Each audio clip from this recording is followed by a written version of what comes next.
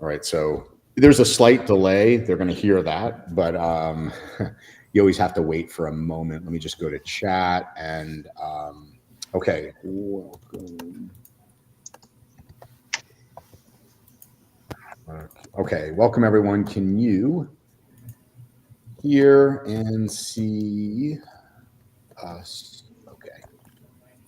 So let's just check, do some quick checks. Sound, video, everything going well for everybody out there. Happy Monday to you all. Yeah, good. Eric, sounds like we're all good, Mr. Monroe. Loud and clear. Okay, perfect. Thanks, guys and gals.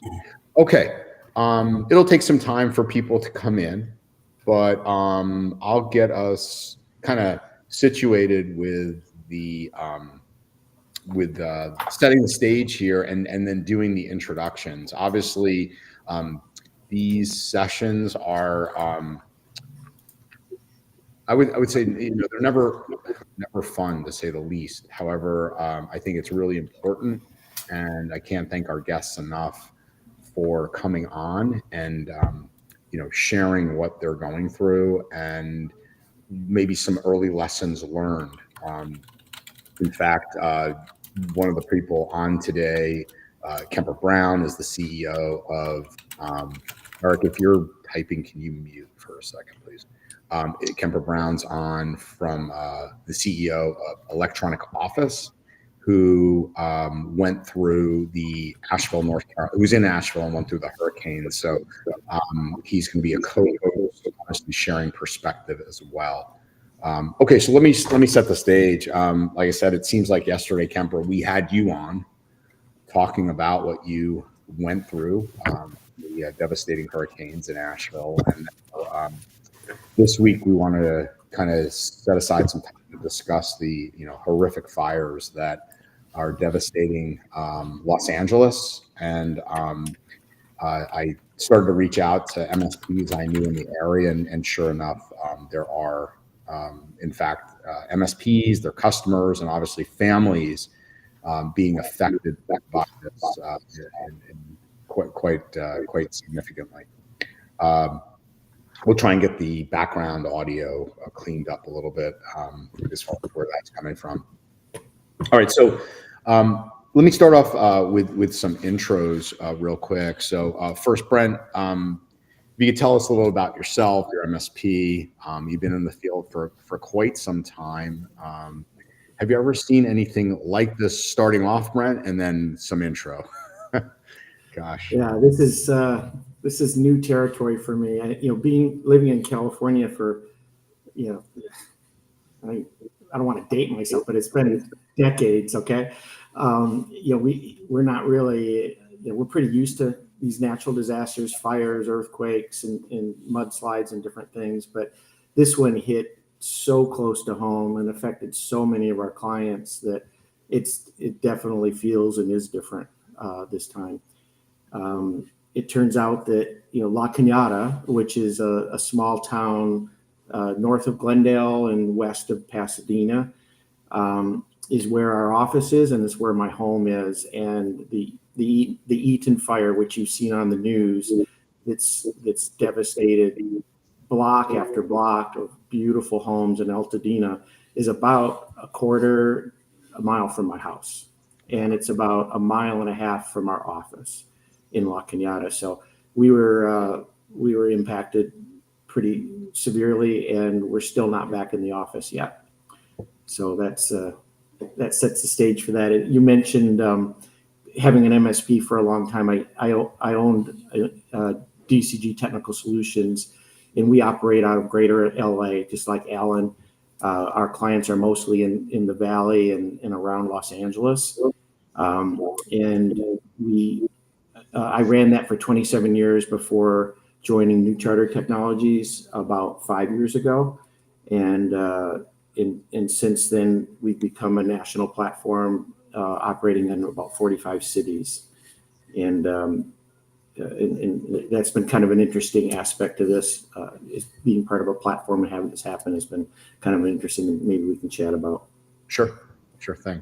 Thanks, Brent. Appreciate you joining us under the circumstances. Allan, It's hard to believe I've known you over 20 years, and hopefully not in these circumstances too often again. But thanks for joining, and if you could tell us a little about what's you're dealing with, and a little about yourself and your company. Yeah, thanks, Andrew. Yeah, it's been a couple decades for us, hasn't it? Yeah. Yeah, I'm the president and CEO of All Connected. I've, like Brent, lived in the area for decades. And we're at the far east of Ventura County. It's a city called Simi Valley. We're adjacent to LA County.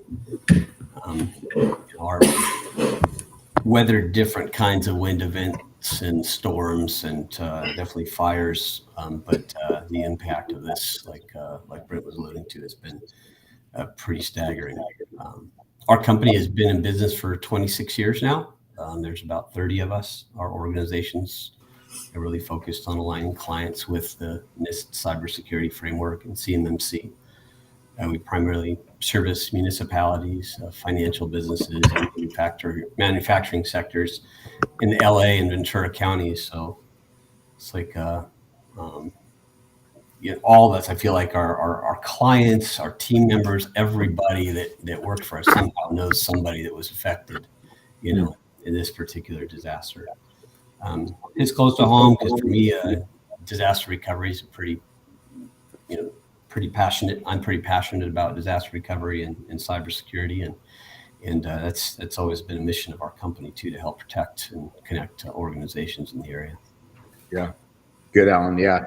If we have time, we'll talk a little about, but you were one of the first with the company. Just nostalgia, everybody. Allan built a company called Xylacor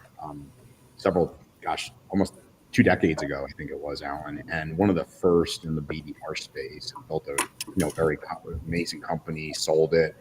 So yeah, you know business content fairly well, and I remember you being in the heart of helping out people during the Katrina incident as well. So yeah, this is pretty amazing. So Kemper,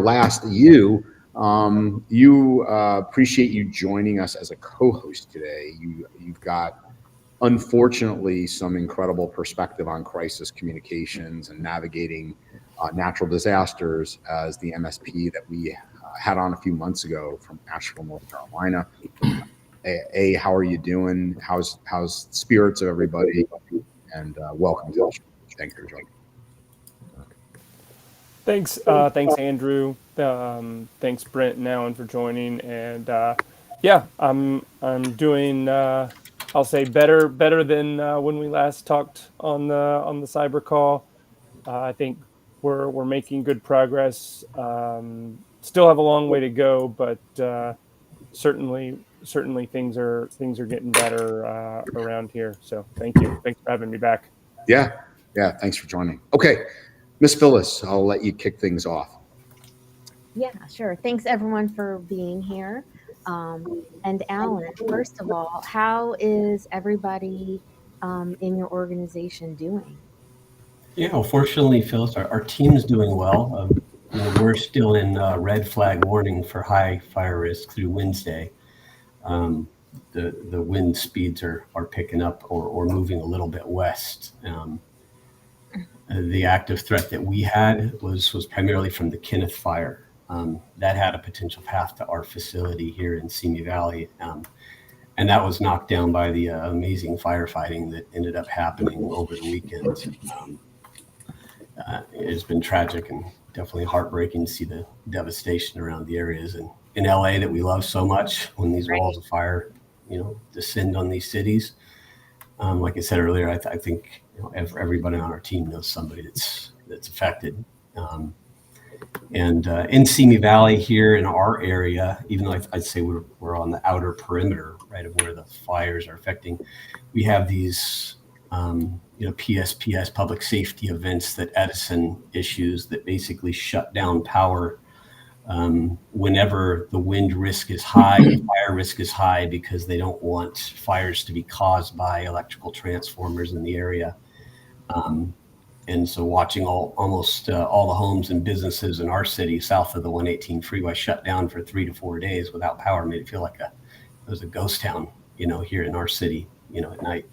In fact, right before the podcast, we're kind of all checking in, and 3 minutes beforehand, all the power in our building shuts down. So we just hit another power safety event, mandatory shutdown from Edison, and we're operating on generator power. Fortunately, I got in just in time. Wow. Yeah. I think, you're asking about our people. When the power goes out, you got to figure out a plan B pretty quick. It wasn't just, losing power in our homes and in our businesses, but the cell towers around on all the mountaintops start going down. So you start losing AT&T, you start losing Verizon. SMS messages don't work, texting doesn't work. Most of that's been restored, but who knows in the next 10 minutes or 15 minutes what'll happen as power starts getting shut off again. Mm-hmm. Wow, that's amazing. I mean, looking at it from over on the East Coast, of course, it just looks devastating, and I just can't even imagine being there and also trying to work and help others actively, maintain their communications must be so difficult. So Brent, my understanding is that 6,000 homes in your area have been lost, and over 50 companies you manage are offline. So can you help us understand what you're going through right now and how you're dealing with everything? Yeah, it's, my people have been awesome. We had 2 people besides myself and my family that were in evacuation zones, and they've been allowed to return to homes, but we're still kind of in that, like Allan said, it's definitely a red flags area. The winds abated a bit. You may not, a lot of people don't realize this, but the Santa Ana winds got up to between 80 and 100 miles an hour last week, and that's what made the fires almost impossible to defend against. And so that was a little bit of a, made it really hard, to get on top of it, and it went on for days. But when we woke up the morning of all the evacuations, there was text from our, the county and the city texts us on this emergency system that the areas that need to be evacuated, and we were getting texts starting at 3 a.m. And we implemented our DR plan, if you will.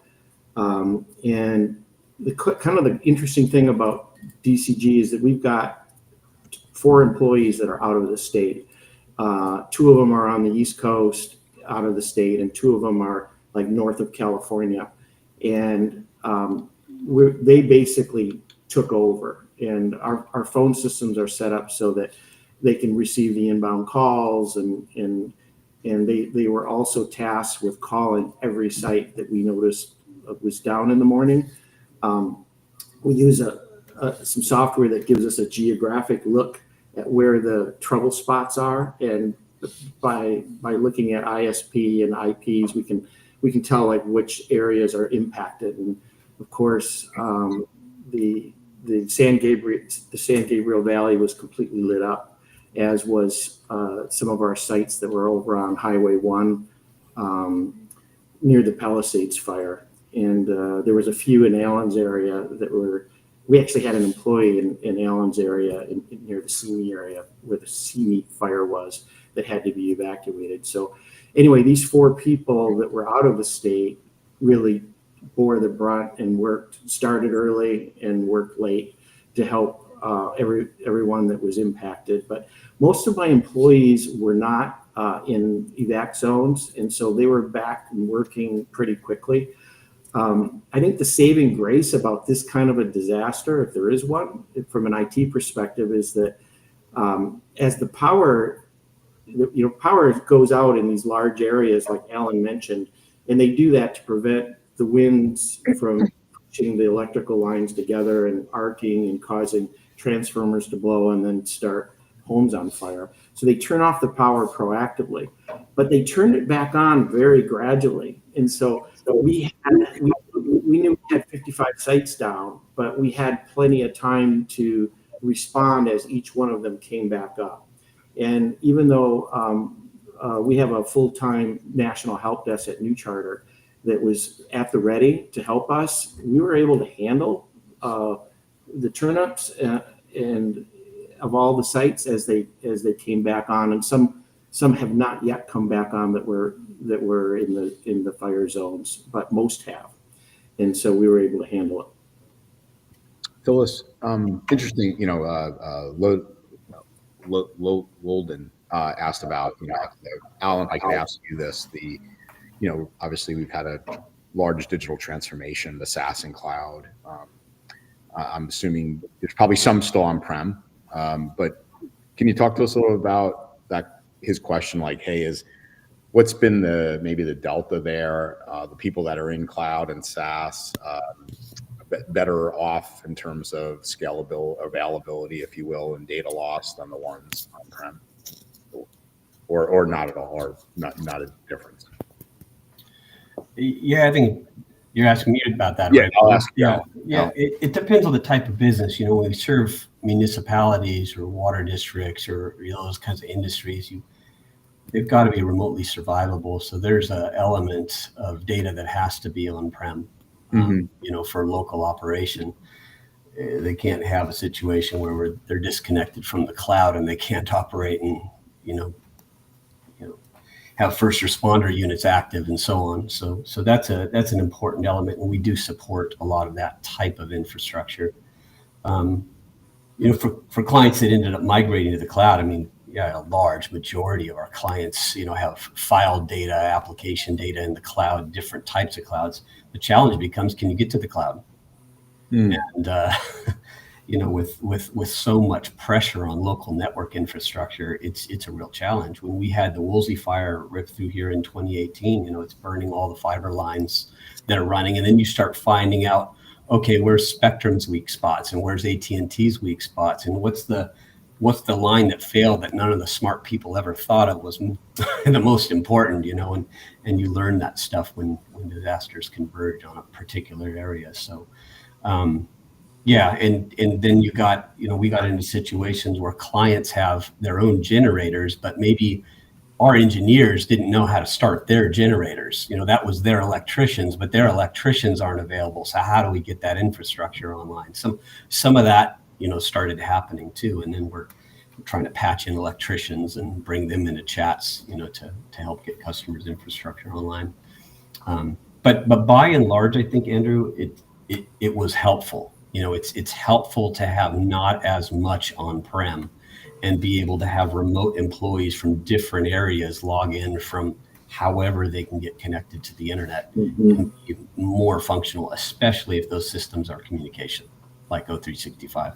Right. Interesting. Thanks for sharing that. Phyllis. Yeah, awesome. Thanks. So, Allan, I'm sure it's hard to balance that personal versus professional here, since so many folks in your organization may have been affected by the fire. So how do you balance helping employees, giving them the grace they need and time they need versus, hey, you're managing a business and you also have to think about your clients and what they're going through and helping them get back up and running? Yeah, it becomes a lot harder to prioritize, Phyllis, because a lot starts to happen really fast and you think you're on a track and then something else comes up. I've got a vivid memory of a client in the 2018 fire that burned down to their building, and they're packing equipment into trucks and saying, Allan, we're on our way over to load it in your data center. For us, the trigger was when that Kenneth fire started, because it's just a few miles away. And it was really interesting. One of our employees' neighbors actually pinned down a man carrying a torch that they thought lit the fire, and there's a bunch of commotion going on here in the office about whether it was arson or not, and then the wind's blowing fast and the fire's heading our way, and meanwhile we got clients that are dropping, and I just think you got to really rely well on our operations team, and our team was fantastic. Our TAMs were fantastic because they take care of pods of customers, and that helps to almost isolate a leader or commander kind of for that unit, and balance emergency communication. My assistant and also our client experience manager helps to clear schedules and prioritize making other calls as needed. And that helps me out a lot because there's some personal calls I had to make too to Right. employees, to CEOs and IT directors, just to make sure that they're okay. And then of course we have our own families, and my son actually just experienced a serious fall in Yosemite Valley a few weeks ago and confined to a wheelchair. He'd only been back home a week, and that go bag was different than we'd ever packed before. And my wife and I are working to make sure that that's going on. It's one thing after another that's hitting in a very compressed period of time. Yeah. I mean, it's just devastating all around. And like you said, it's changing every day. So then your plan may have to change every day. Yeah.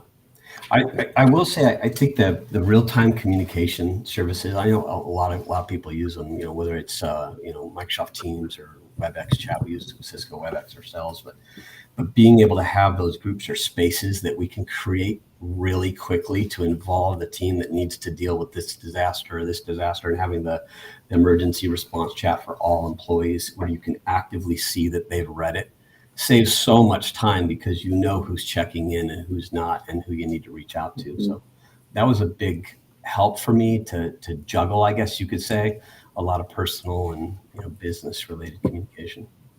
Allan, you mentioned you had to go to Starlink, and I know maybe I could chime into Kemper here a little bit too. Can you first, Allan, talk about, what about, if you don't have, your fiber and you can't get on your phone, has Starlink helped? And, because I remember Kemper saying one of the things that was, they were really diligent in operational maturity and testing their plans. But one thing they never tested was, hey, we're not going to be able to communicate to employees for 3 days and even know if they're alive. So maybe, Allan, you could talk first about that and Kemper. Yeah.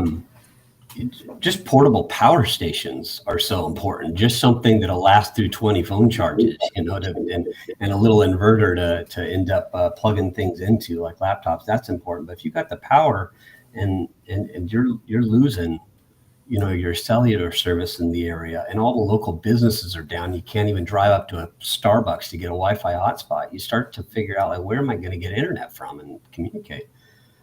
We have emergency Starlink kits here. It didn't start out that way. It really started out for people that wanted to go on vacation and they wanted to stay somewhat tethered, on a longer trip, and they could take a Starlink and activate it, and that was helpful. But Starlink sent out a message for California saying, hey, anybody that's got these Starlinks, we'll turn them on for free and give you guys 30 days of internet. So we said, hey, we've got it available. You guys can use it. Just put it out there as, one of the resources that was available. Same thing with generators. Same thing with our building. Our building is one of very few in a pretty wide radius that's, got all the, got power. So people actually come in here and recharge power stations and, use that to, help make sure they have power to get them through the night for emergency communications. Got it. Kemper, any thoughts on this? Because I know you lived it. I remember you talking about this. Yeah, absolutely. I mean, Allan, I think that's a great point about real-time communication techniques in terms of chats and Teams channels and things like that. Brent, I'm curious on your perspective on how you've been able to help your team stay connected. Any other tips, techniques, things that you've learned or done?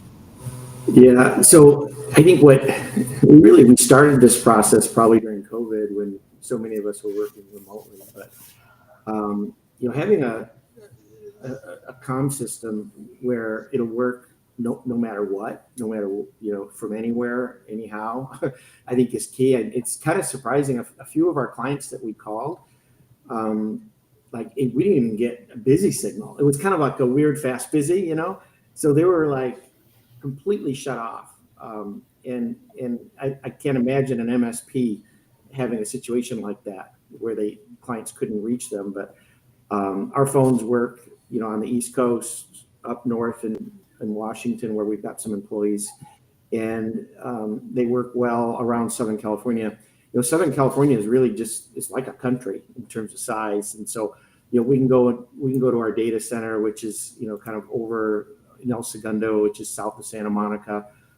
We've got another one in LA. We've got, home offices across SoCal.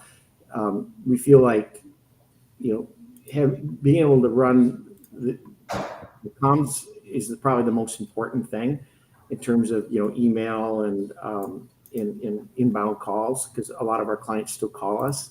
So we think that's kind of key. And we have a combination. We have a hybrid system that uses 3CX and Teams for inbound calls. So we feel like we're pretty well covered with that. And so and that has served us well, not just in this disaster, but some others. And I think that's helped us keep in touch. Listening to this call, it does make me wonder if I think Kemper, you said that none of your cell phone towers were out and cell phones were stopped working. We haven't seen that yet, not in this disaster or any other in SoCal, but I guess it's possible. And it makes me really wonder about that and wonder how we could even be better prepared after listening to you guys talk about that issue. Yeah, I think Brent, just to that point, I think Starlink is a great way to maintain that communication. Yeah. Dual band radios. I don't know how many people on this call have used dual band radios and things like that. That was actually a saving grace for a lot of people during our hurricane. Was the use of dual band radios. So ham radios, things like that. It's definitely something that we're thinking more about. Satellite phones is another one. Yeah.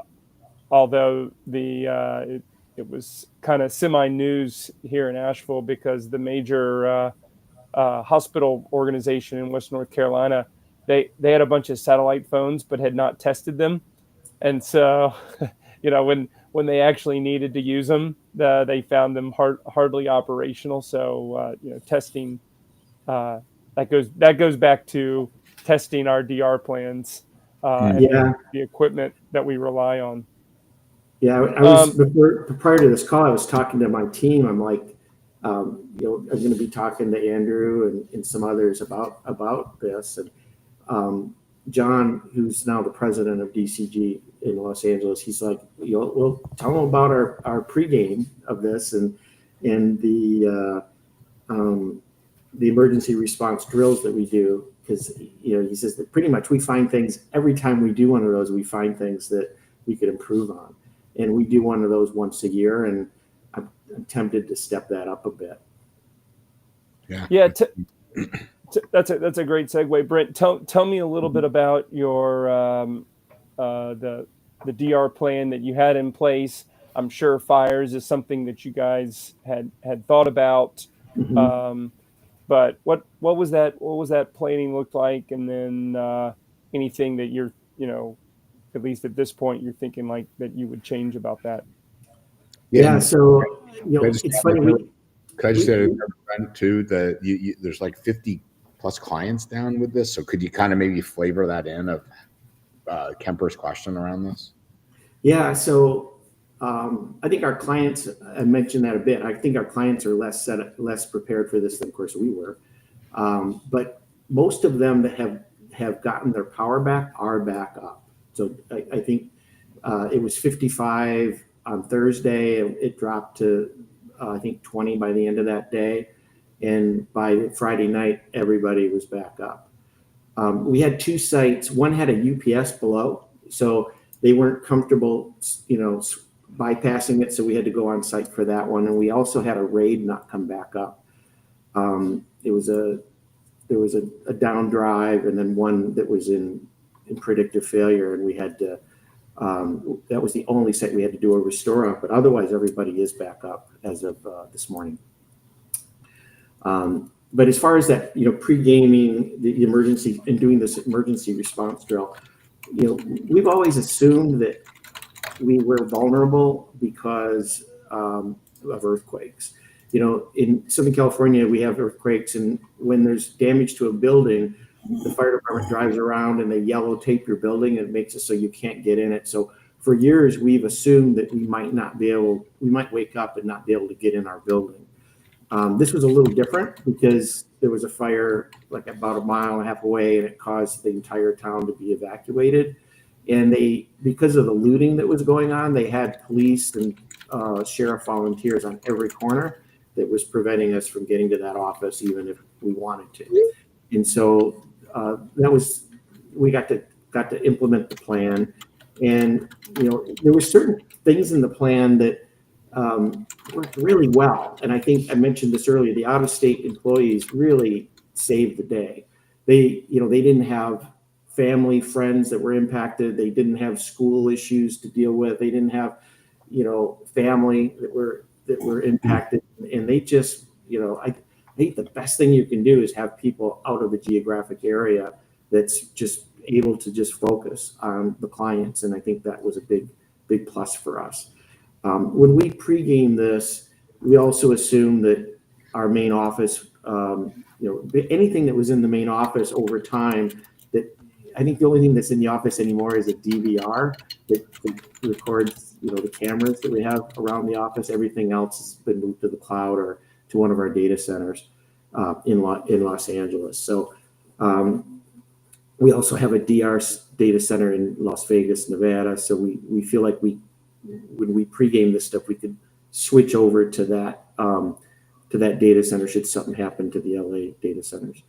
And so there's just, each time we run it, we usually uncover new things. You mentioned Starlink. We have, through one of my other companies, we have, I think, 6 or 8 of those units. And I think we should probably store a few of them in Southern California. I think it might make sense to do that so that we're more prepared for the next one. But yeah, I think the best thing you can do is just practice, do the drill and improve every time, and you'll be more ready each time. Thanks. Brent, you kind of touched on some of the technology, but have there been any specific tools or platforms that have been really helpful for your business, or keeping people on the same page, keeping clients on the same page, communicating with clients? Tell me a little bit about that. Yeah, the phone still works the best, I think, in these kind of situations. We call, like I said, every client, and we have backup numbers like cell phones and things, so that we're able to let the clients know that we are standing by and we're ready. That always, I think, that worked really well for our clients and for us. There was as far as like the stack and software stack, it's kind of interesting. Mostly we rely on our ConnectWise PSA tool, to help us with, up, down, and those sorts of things.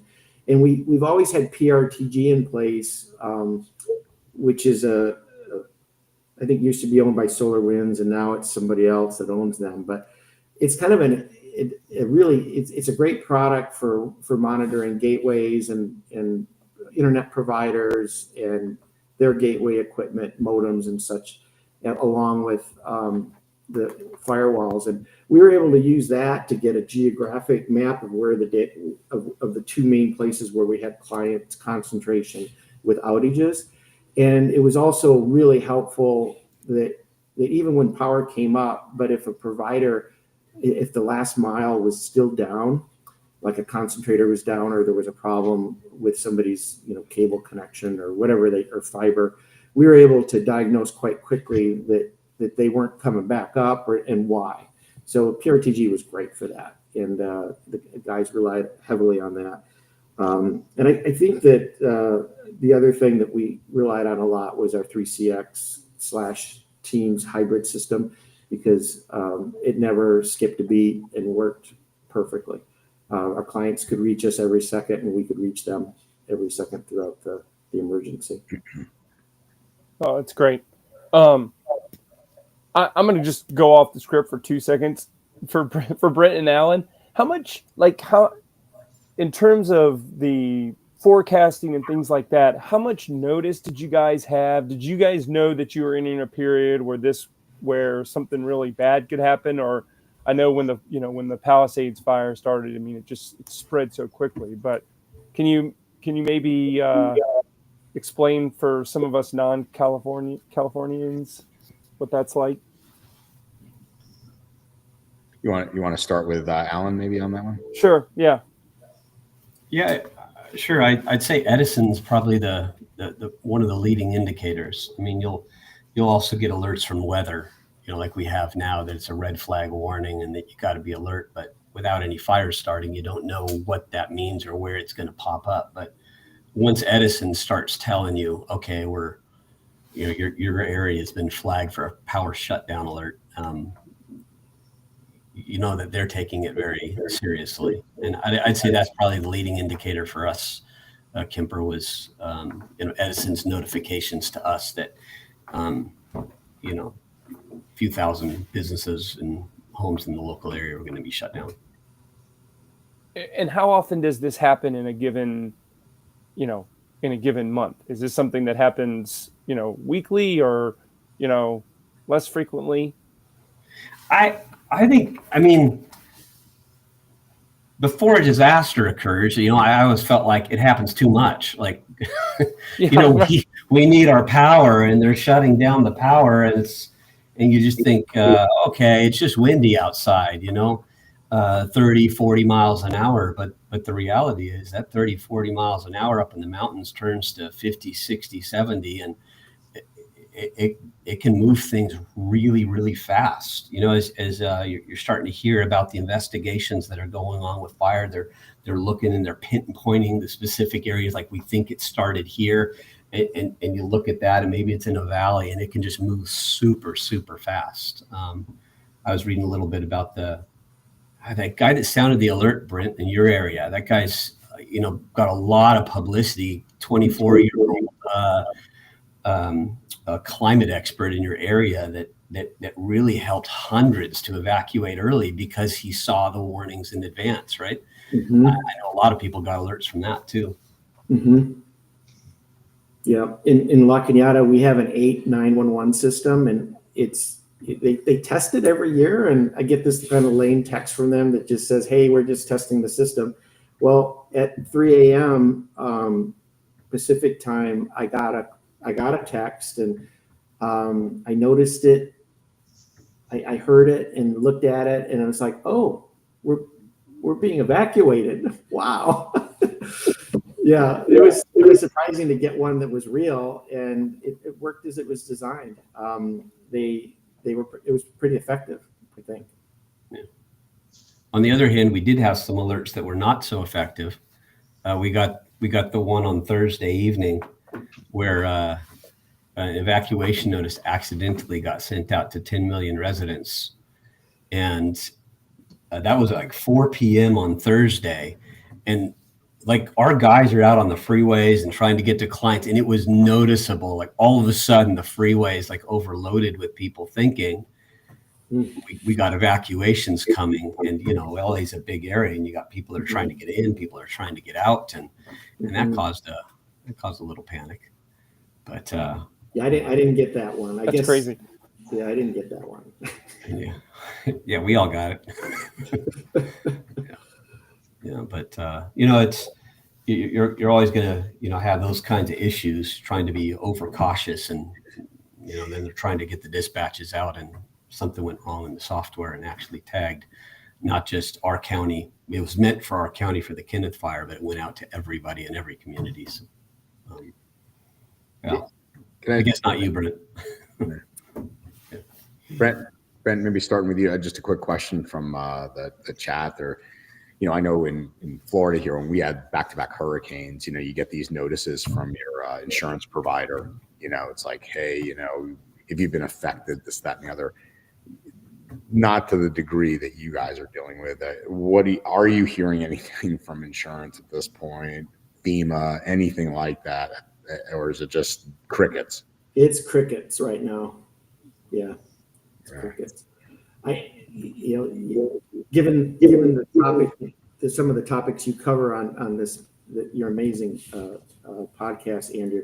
I think that we're probably going to see a lot of relief, like crazy emails about relief funds and families needing your help, and phishing links. And we're preparing an email to our clients that'll go out this week about that.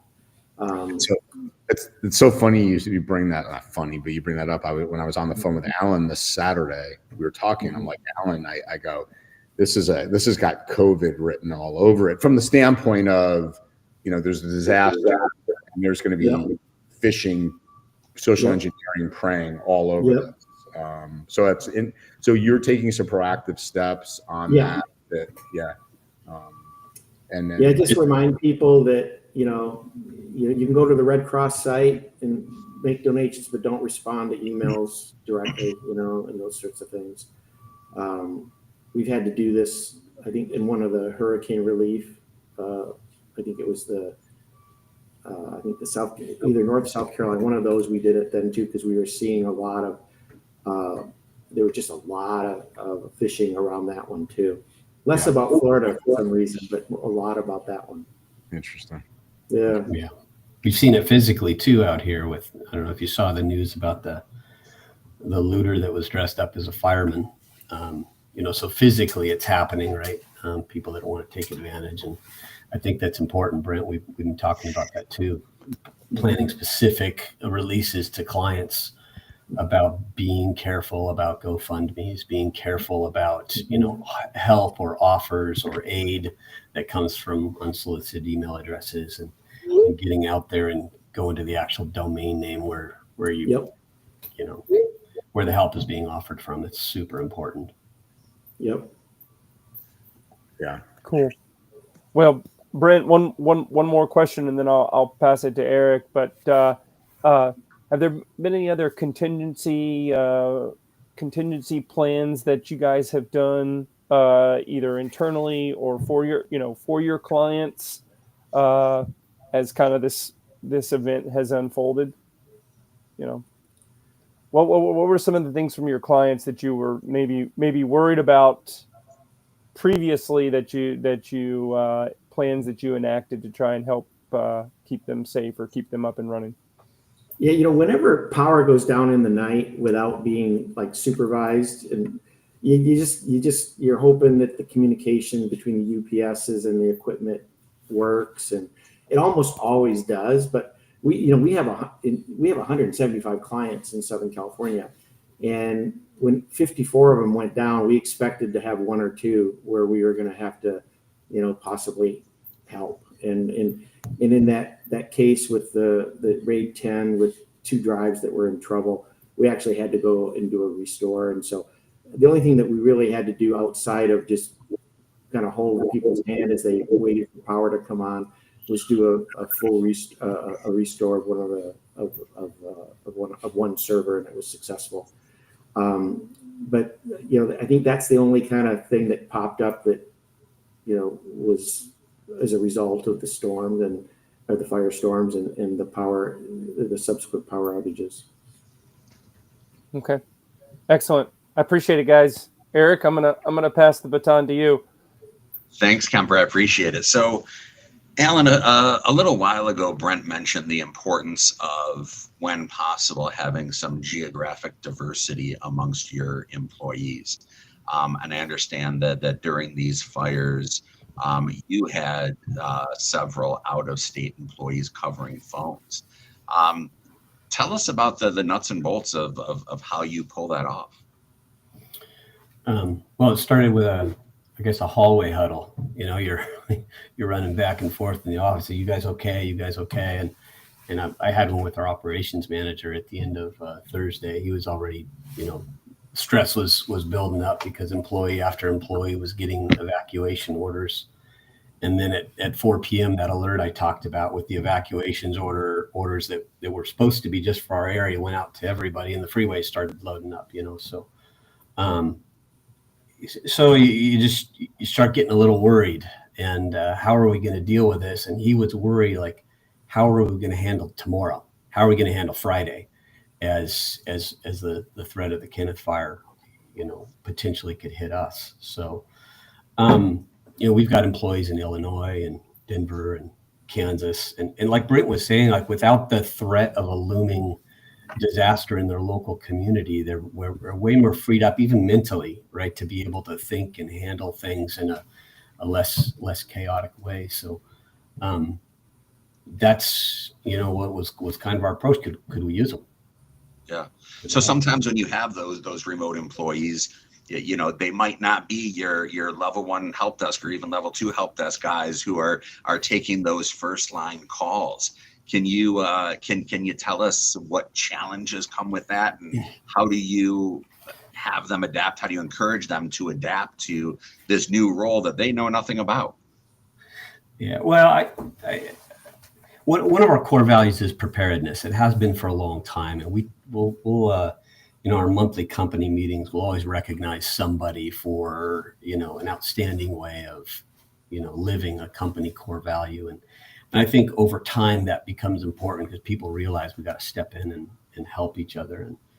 And so we discussed, Curtis and I, how could we maybe have them take frontline calls, and he agreed, jumped in and set it up, and I don't think it was that hard, because even though the roles were maybe sales or recovery services or even accounting, one of them, they readily helped out and jumped in to fill in an immediate need. And I think because they know our business, Eric, they know our core values, and most everybody on our team, clients are a lot happier knowing that they're talking to a team member here locally rather than like a dispatch center. Because we could have done that and just farm them all to a dispatch center, but when you're talking to somebody on the team that actually knows the people and the techs that work, I think it helps a lot more with disaster response. Yeah. So obviously hindsight is 2020, right? But now that you've gone through this new remote work experience, particularly with this handful of employees that you have living out of state, how has that experience changed your view of, number one, remote work, and number two, the role of remote work in contingency planning? Yeah, it's a little bit of a wake-up call, I think, because so many of us have been in the mode of let's get everybody back to the office, or try to build back the office culture, or some of the office culture that maybe we lost during COVID.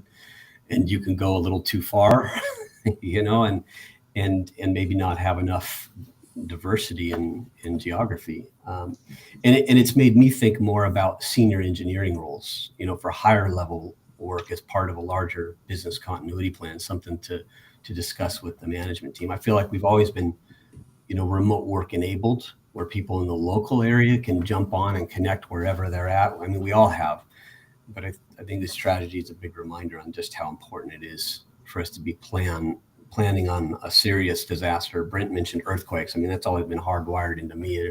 One of the scariest types of disasters. You just never know when they're going to hit, and where your people are going to be and what they're going to be doing at the time. So having a team outside of the 300-mile radius they talk about, right? You want that outside that different power grid, different transportation system. It's extremely, extremely helpful. Hey, Eric, just curious for you or anybody, because you're out in the California region too, but like Allan, I remember, again, it was almost 20 years ago. I remember vividly you and I were at a Ingram meeting post Katrina, Kemper's dad, as well. Kemper, you might have been there with him. But it seems like these natural disasters are more what's the word I want, coming more regularly. Like I said, we had hurricanes this year, and what Kemper went through, without less than 6 months later, we have this. It would appear that physical DR is what's old has to become new again, Allan. I mean, it was like we got to, it's like DR, and it was passé for a while, but it seems to be something that's becoming in vogue again. That we really need to become better at, or be diligent about. What are your thoughts? Yeah, it's changing a lot too. Disaster recovery, because you've got apps in so many different places, in different areas that can, that can break or falter in some cases. And the local network and connectivity becomes such an important aspect of all of this. I think that's what we're seeing. While we can work on identity management and authentication and make sure that people can get to the resources that they need to, secure connectivity in a disaster scenario is absolutely crucial. And I think sometimes the resiliency that we think is there with the ISPs isn't there when you need it the most. Mm-hmm. It's made us go back and look at all the clients who don't have redundant connections, and those redundant connections aren't tested. And what's the plan for the employees of those customers? We always talk about incident response planning so much with cybersecurity, but I think you're right. We haven't talked a lot, as much as we probably should have, about that fifth pillar, in the cybersecurity framework of recovery. Like, what about the employees and how to do incident response planning for them? And we talked a lot about practice. You gotta keep repeating these things, whatever monthly call arounds, for disaster communication and DR tests, but connectivity is a big piece of it. So. Yeah. And Kemper again iterated that in his call. So Eric, please, back to you.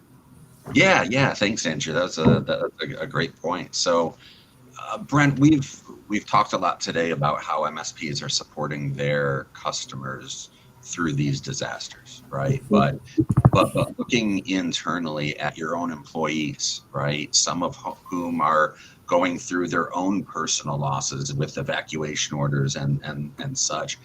How do you support them as people? Forget about workers, but as people through these situations at the same time where we're trying to support our customers?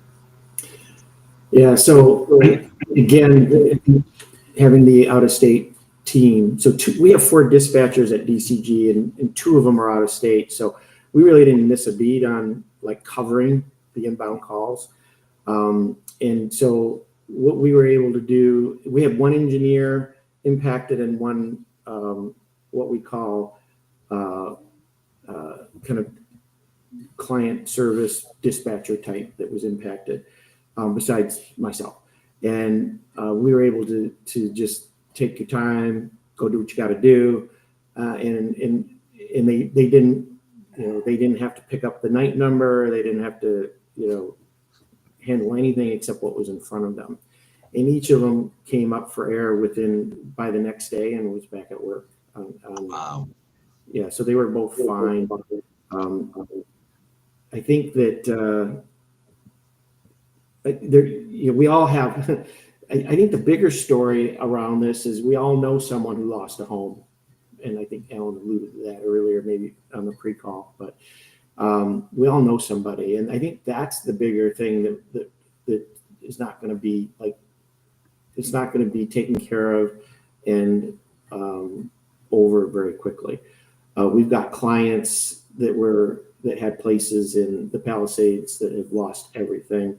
We also have, sometimes it's kind of close relatives. Sometimes it's a mother-in-law or sister-in-law who is living in Altadena and is now, home without a home and living like with 2 other families with another family member. So our people are helping with those types of stories and those types of situations. And I think that's the piece where we're not even sure how bad it is, but we all know somebody. And so as far as insurance coming in to help cover and rebuilding, like all of those things have got to be sorted out in the next, days and weeks.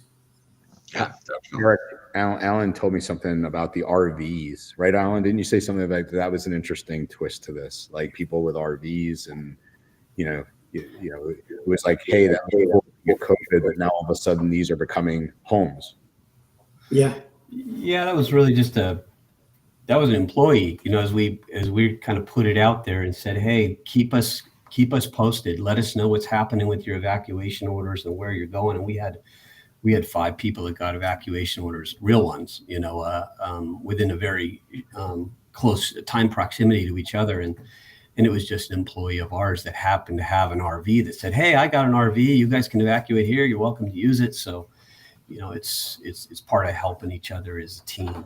And I think it's stressful. I saw one of the live chats that was going through here. One of the comments that some of the audience posted here about, if you're operating in a state of hyper readiness 24/7, how do you prevent burnout? And I think that can definitely happen, like it sure does with our firefighters. But even in our case, which is, so much less scale compared to what they're doing out there, it can happen. And you got to figure out ways to cover each other and help each other out.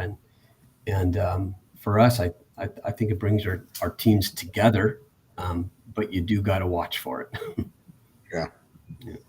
Yeah, true. I mean, anecdotally, I'm a couple hours from LA in the Palm Springs area right now, and we've offered extra rooms in our home to anyone who needs it. And you drive down the street and you see people with their lives in their car because they're just getting away from it. So that's crazy. But Brent, one last question: if you could distill this down to one piece of advice that you'd give other MSPs about preparing for this or something like this, what would it be? Create a plan and work the plan. That means, creating emergency response drills, actually implementing it on a day where you don't need it to find out what's not working. But yeah, create a plan, work the plan, and you'll be able to get through it.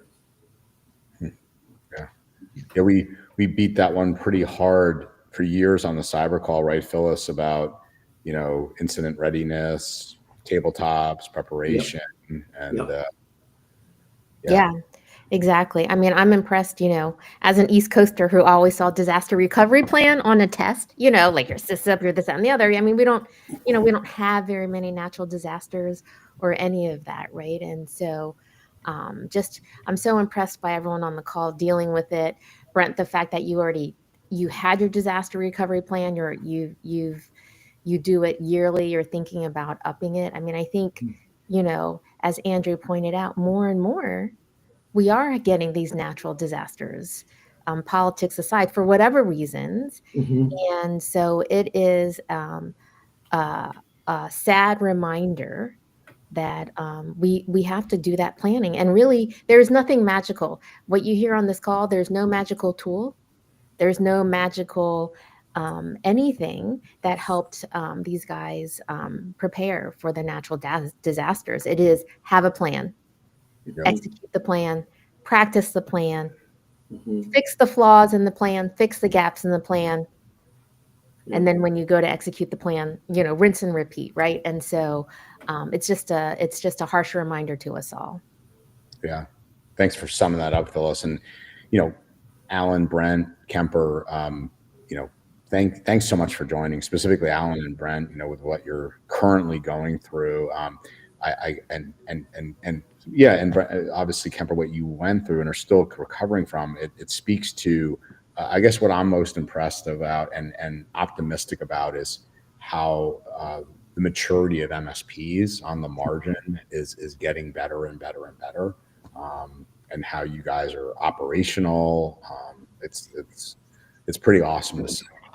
So thank you for being exemplars, all of you, for the channel and being on this show. Thanks so much. Thank you, Andrew. Yeah. Thank you. Be safe. Thanks, Andrew. Yeah. Thank you, Andrew. Thanks for putting Allan. together such a nice community that helps us learn from each other too. No doubt. My It's all pleasure. about Great the to meet community. everybody. Thanks, you guys. Yeah, you're absolutely right. Take care, everybody. Everybody. Thanks for joining, everyone. Take care.